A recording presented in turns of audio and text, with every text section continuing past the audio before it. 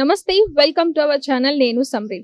ఈరోజు మనతో common man ఉన్నారు. వారితో కొన్ని ఎన్నికల గురించి మాట్లాడి తెలుసుకుందాం. నమస్తే సార్. నమస్తే అండి.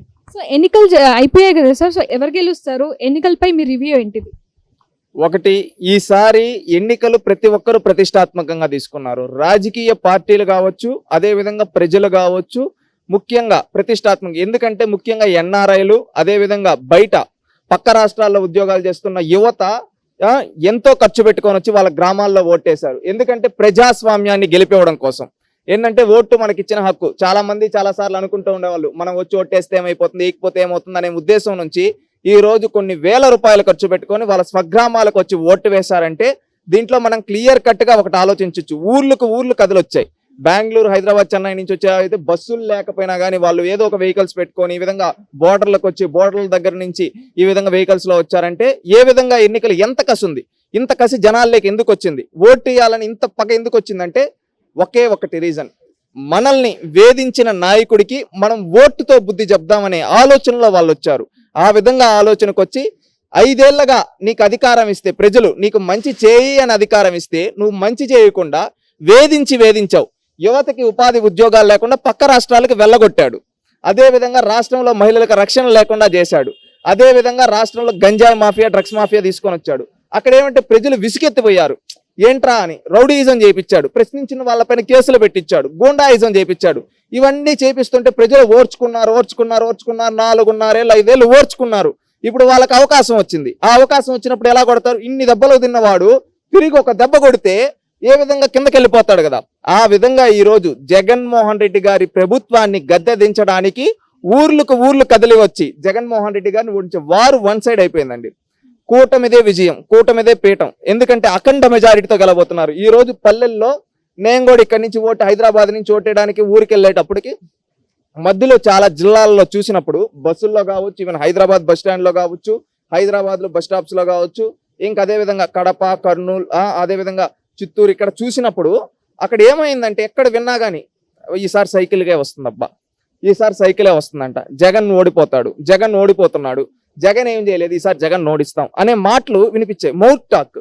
అదేవిధంగా పోలింగ్ బూత్ లో నిల్చుకో అంటే కూడా అక్కడ లేడీస్కి ఒక లైన్, జెంట్స్కి ఒక లైన్, ఈ విధంగా కొన్ని దగ్గరలు ఉంటాయి. నేను ఈ విధంగా నిలబడుకుంటే పక్కన ఉండే లేడీస్ ఈసారి మనకు ఉచిత బస్సు ప్రయాణం వస్తుందంట, 3 గ్యాస్ సిలిండర్లు ఉచితం అంట, వాళ్ళకే నేను వేస్తా అని మాట్లాడుకుంటా ఉన్నారు. వెనకాలండే తాత వాళ్ళు వీళ్ళు నెక్స్ట్ నెల నుంచి నాకు 4,000 పెన్షన్ వస్తుందబ్బా, ఈ విధంగా నేను వేస్తాను, సైకిల్కే నేను గుర్తా ఉన్నాను, ఫ్యాన్ ఏముంది, ఫ్యాన్ ఎప్పుడు రెక్కలు విరిగిపోయినాయి అని చెప్పి మాట్లాడుకుంటా ఉన్నారు. ఒక పక్క పూకి వేయాలంట, ఒక పక్క సైకిల్కి వేయాలంట. అంటే మాది తిరుపతి పార్లమెంట్, అందుకని చెప్పి వాళ్ళు మాట్లాడుకునే భాష ఆ విధంగా ఉండింది. అంటే ఇక్కడ ఆలోచిస్తే చూడండి, క్లియర్ కట్ గా వేవ్. ఈ రోజు నేను 2 రోజులుగా కొంతమంది మిత్రులతో, అనేక జిల్లాల్లో ఉండే మిత్రులతో, పార్లమెంట్లో ఉండే మిత్రులతో కాల్ చేసి మాట్లాడుతూ ఉంటే కొంతమందిని అనంతపురం సైడ్ వాళ్ళకి చేశాను. ఎలా ఉంది అనంతపురం, ఈసారి ధర్మవరం ఏదో ఫ్యాన్ అంటా ఉన్నారా అంటే ఎవరు చెప్పింది, ఫ్యాన్కి రెక్కలు విరిచేశారు, ఈసారి బీజేపీ సత్యకుమార్ వస్తా ఉన్నాడు అన్న మోడ్లో చెప్పారు. అదే విధంగా వాళ్ళు అక్కడ చెప్పింది కూడా ఏంటంటే జిల్లా మొత్తం ఈసారి సింగిల్ వేవ్ సైకిల్, ఎవరిని గదిలించినా కానీ వైసీపీ వాళ్ళ మొహాలంతా తెల్లగా అయిపోయాయని చెప్పారు. ఈవెన్ కర్నూలులో కూడా అదే పరిస్థితి. పులివెందుల్లో ఉండే కొంతమంది జగన్మోహన్ రెడ్డి గారి నియోజకవర్గంలో వాళ్ళకి చేస్తే, లింగాల మండలంలో ఒక వ్యక్తి, నాకు దగ్గర మనిషి తెలిసిన వ్యక్తి ఉన్నాడు, లింగాల మండలం వాళ్ళకి ఫోన్ చేస్తే ఈసారి మా నియోజకవర్గంలో ఎప్పుడు పడిన విధంగా, మా మండలంలో గతంలో తెలుగుదేశం వాటికి ఎప్పుడు పడని విధంగా ఈసారి ఓట్లు పడ్డాయి, అదే విధంగా జగన్కి కూడా భారీగా మెజారిటీ తగ్గుతుంది అంటా ఉన్నారు. అంటే సింహాద్రిపురం కావచ్చు, లింగాల మండలం కావచ్చు, ఈ మండలాల్లో జగన్మోహన్ రెడ్డికి మెజారిటీ కూడా రాదంటా ఉన్నారు. అదే విధంగా ఓవరాల్ గా జగన్మోహన్ రెడ్డికి పులివెందల నియోజకవర్గంలో లాస్ట్ టైం 90,000 మెజారిటీతో గెలిచాడు. ఈసారి 50,000 40,000 వస్తే గొప్పరా జగన్కి మెజారిటీ అంటున్నారు. అంటే జగన్మోహన్ రెడ్డి గారు ముఖ్యమంత్రిగా ప్రాతినిధ్యం వహిస్తున్న నియోజకవర్గంలోనే ఆయన ఎంతో అభివృద్ధి చేశారని చెప్పిన తన సొంత నియోజకవర్గంలోనే తనకు 50,000 దాకా మెజారిటీ తగ్గుతూ ఉందంటే మీరు ఇంకా రాష్ట్రం మొత్తం ఏ విధంగా ఉందో అర్థం చేసుకో. నెల్లూరు జిల్లా వాళ్ళని అడిగితే నెల్లూరులో ఈసారి ఒక్కటి కూడా రాదబ్బా వైసీపీకి అంటా ఉన్నారు.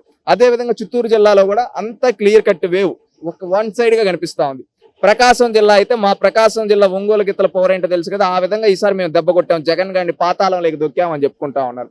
కృష్ణా గుంటూరు జిల్లా వాళ్ళు అయితే వారు వన్ సైడ్ అంటా ఉన్నారు, మా జిల్లా ఆడబిడ్డలను కొట్టారురా, మేము ఎట్టూరుకుంటాము, ఇన్ని రోజులు ఓర్చుకున్నాం, మా టైం వచ్చింది మేము కొట్టాలి కదా అని చెప్పి అట్టంటున్నారు.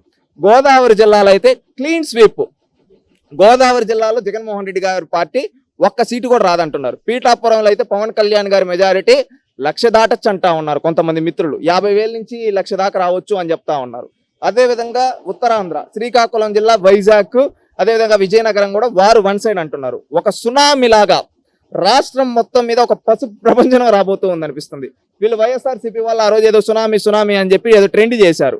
ట్రెండింగ్ చేయడానికి ట్రై చేశారు. ఆ ట్రెండ్ అవ్వలేదు. ఇంకొకటి ఏంటంటే వాళ్ళు అన్నారు నిజంగా సునామీని. మీరు అన్నట్టు వైఎస్ఆర్సీపీ జగన్ సునామీనే వచ్చింది. జగన్ పార్టీ కొట్టుకోబోయింది సునామీలో. జగన్ పార్టీ కొట్టుకోబోయింది సునామీలో. అట్ట అయిపోయింది మీ పరిస్థితి. ఈ రోజు శ్రీకాకుళం జిల్లాలో మొదలైన చిన్నపాటి తుఫాను గోదావరి జిల్లాలోకి వచ్చేతాలకు ఒక భారీ తుఫానుగా మారింది. కృష్ణా గుంటూరు జిల్లాకు వచ్చి పెను తుఫానుగా మారింది. రాయలసీమలోకి వచ్చేతాలకు అది సునామీగా మారి వైసీపీ పార్టీ మొత్తాన్ని తుడుచుకుపెట్టుకోబోతూ ఉంది. క్లియర్ కట్ గా రాష్ట్రం మొత్తం మీద ప్రజలందరూ వాళ్ళు కోరుకునే ప్రజా ప్రభుత్వం కోసం ఓట్లేశారు. వేవ్ కూడా క్లారిటీగా ఉంది. ఈవెన్ ఈ రోజు ఎక్కడ అడిగినా కానీ వైసీపీ నాయకులు సైతం ఎవరు గెలుస్తారా అంటే తెలుగుదేశమే వస్తుందంట. వైసీపీకి మెజారిటీ వచ్చే బూతుల్లో కూడా అడిగితే ఎవరు వస్తారంటా అంటే ఈసారి తెలుగుదేశమే అంటా ఉన్నారు. మా బూత్ లో కూడా కాస్త తెలుగుదేశంకి ఎడ్జ్ రావచ్చు అంటా ఉన్నారంటే అర్థం చేసుకోండి పరిస్థితి ఏ విధంగా ఉందో. ఈ రోజు మీరు ఎన్నికలైన తర్వాత చూస్తే జగన్మోహన్ రెడ్డి గారు ఎక్కడ కానీ ఓటర్లకి కనీసం థ్యాంక్స్ కూడా చెప్పలేదు. మీరు చూస్తే ఆయన అఫిషియల్ పేజ్ ఉంటుంది కదండి, ట్విట్టర్ కావచ్చు, దేంట్లోనా కనీసం థ్యాంక్స్ కూడా చెప్పలేదంటే అర్థం చేసుకోండి ఆయనకి ప్రజా తీర్పు పైన నమ్మకం లేదు. ఆయన ఓడిపోతున్నాడు అని ఆయన క్లియర్ కట్ గా తెలిసిపోయింది. అదే చంద్రబాబు నాయుడు గారు ప్రజలకు క్లియర్ మెసేజ్ ఇచ్చాడు. ఏమని మెసేజ్ ఇచ్చాడు? ఖచ్చితంగా వస్తూ ఉన్నాం, అదేవిధంగా ఓట్లు వేసిన ప్రతి ఒక్కరికి ధన్యవాదాలు అని చెప్పి క్లారిటీగా చేస్తూ ఉంటే జగన్మోహన్ రెడ్డి గారి పరిస్థితి ఎలా అయిపోయింది? కనీసం ఈరోజు మాట్లాడే పరిస్థితులు లేరు. అంటే ఏ స్థాయికి దిగజారిపోయారో ఒక్కటి అర్థం చేసుకోండి. ఇక్కడ కనీసం ఓటు గురించి నిన్న చంద్రబాబు నాయుడు గారు వేసిన తర్వాత పెట్టాడు తప్పితే ఇంతకు ముందుగా పెట్టలేకపోయాడు. అట్టయిపోయింది పరిస్థితి. జగన్మోహన్ రెడ్డి ఓడిపోతున్నాడు క్లియర్ కట్ గా. ఎందుకంటే ఇది ఒక ప్రభంజనం జరిగింది. రాష్ట్రం మొత్తం పసుపు ప్రభంజనం రాబోతూ ఉంది.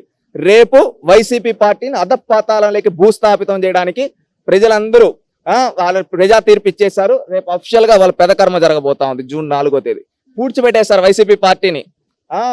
గుంతలోడి వాళ్ళు ఇన్ని రోజులు చేసిన అరాచకాలను తట్టుకొని ఒక్క దెబ్బ కొట్టారు ప్రజలు. దానికి వైఎస్ఆర్సీపీ సమాధిలోకి వెళ్ళిపోయింది.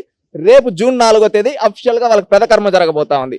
ఖచ్చితంగా రాష్ట్రం మొత్తం మీద పసుపు ప్రభంజనం రాబోతోంది. రేపు ఈ తీర్పు అనేది, ఈ ప్రజా తీర్పు అనేది రేపు ఎవడన్నా భవిష్యత్తులో తప్పు చేయాలి, జగన్మోహన్ రెడ్డి గారిలా అరాచకాలు చేయాలనే వాళ్ళకి ఒక గుణపాఠంలా ఉండబోతోంది. 5 ఏళ్ళు అవకాశం ఇచ్చారు జగన్మోహన్ రెడ్డి గారికి. మంచి అవకాశం, 151 సీట్లు ఇచ్చారు. మంచి చేస్తుంటే ఉనుంటాడు 30 ఏళ్ళు. మంచి చేయలేదు కాబట్టి ప్రజల్ని వేధించి అరాచకాలతో నా చేతిలో గవర్నమెంట్ ఉంది, నేనేం చేసినా అడిగేవాళ్ళు లేరని ఎదిరించాడు. ప్రజలకు సమయం వచ్చింది. 5 ఏళ్ళకి ఒకసారి అవకాశం వస్తుంది ప్రజలకి. ఆ విధంగా అవకాశం వచ్చింది. వాళ్ళ ఓటుతో జగన్మోహన్ రెడ్డికి చెప్పు తీసుకొట్టినట్టు కొట్టారు. అందుకే ఆయన దేశం వదిలి కూడా పారిపోతున్నాడు. వాళ్ళ నాయకులు ఇప్పటికే అండర్ గ్రౌండ్ లోకి వెళ్ళిపోయారు. క్లియర్ కట్ గా ఇంకా తెలుగుదేశం పార్టీ గవర్నమెంట్ ఫామ్ చేయడం 100% కన్ఫర్మ్. రేపు ఏంటంటే రిజల్ట్స్ రావడం, ఆటోమేటిక్ గా రిజల్ట్స్ రావడం, దాని తర్వాత జగన్మోహన్ రెడ్డి దేశం వదిలి పారిపోవడం జరుగుతాయి. ఖచ్చితంగా ఆల్రెడీ పారిపోతున్నాడు. మళ్ళీ ఇక్కడ నుంచి పారిపోయేదానికి ఆయన ప్రయత్నిస్తాడు.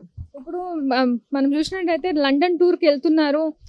నేను ఎలాగో ఓడిపోతున్నందుకే ముందే తెలుసుకొని ప్రీ ప్లాన్ గా వెళ్ళిపోతున్నారు. ఇంకా వెళ్తే కంప్లీట్ గా రారు అని చెప్పేసి కూడా మనం వింటున్నాం. నిన్న కోర్టు తీర్పు కూడా ఇచ్చినట్టు ఉంది ఆయన లండన్ టూర్. దాని గురించి ఏం చెప్తారు? ఒకటి, జగన్ లండన్ వెళ్ళిపోతా ఉన్నాడు. ఆయన పైన 1,00,000 కేసులు ఉన్నాయి. ఆయన ఖచ్చితంగా 7 దానుకోన్నా సిబిఐ లాక్కొని వస్తారు.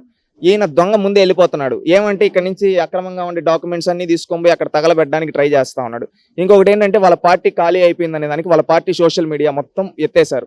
నిన్నే ల్యాప్టాప్లు అన్ని సబ్మిట్ చేయండి, ఈ విధంగా సబ్మిట్ చేయండి అని చెప్పి చేశారంటే వాళ్ళు ఇప్పుడు ఈ 10 రోజులు ఏంటంటే కొత్త ప్రభుత్వం వచ్చే లోపలికి ఈ మధ్యలో వాళ్ళు ఏం చేస్తూ ఉన్నారంటే గత గవర్నమెంట్ అంటే వీళ్ళ హయాంలో జరిగిన అవినీతి అవకతవకలకు సంబంధించిన డాక్యుమెంట్స్ అన్ని మార్చేయడానికి, కాల్ చేయడానికి, డిమాలిష్ చేయడానికి ట్రై చేస్తా ఉన్నారు. ఎలక్షన్ కమిషన్ తక్షణమే చర్యలు తీసుకొని వీళ్ళపైన కఠినంగా చర్యలు తీసుకోవాలని కోరుతూ ఉన్నాం. ఎందుకంటే వీళ్ళు ఓడిపోతున్నారు. ఓడడం భయంతో వీళ్ళు ఈ విధంగా దిగజారిపోయారు. రేపు వీళ్ళని ఈ విధంగా ఎవరైతే చేస్తారో వాళ్ళందరూ ఖచ్చితంగా న్యాయం ముందు దోషులుగా నిలబడతారు. Thank you.